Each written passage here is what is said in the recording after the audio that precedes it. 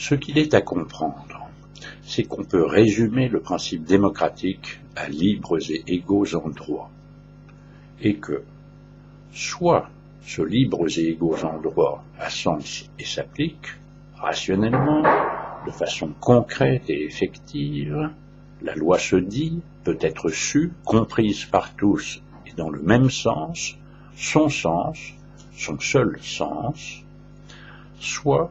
ce libres et égaux en droit n'a pas sens, ne s'applique pas, ne peut s'appliquer,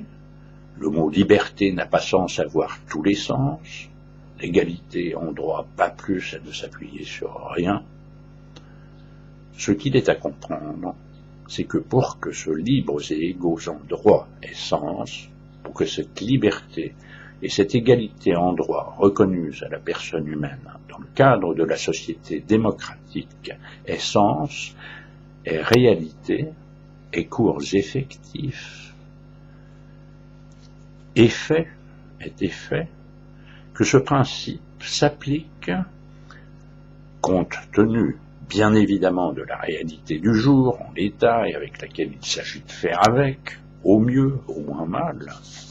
il faut faire ce distinguo, attribut, distinction de détail, avoir ancré en tête que la loi, si elle tient compte en son aval, son application, dans la réalité, sur un plan purement technique des distinctions de détail des personnes, il ne peut en être ni aller autrement, ne s'appuie en son amont, son énoncé, son sens, et la réalité concrète, pratique, effective,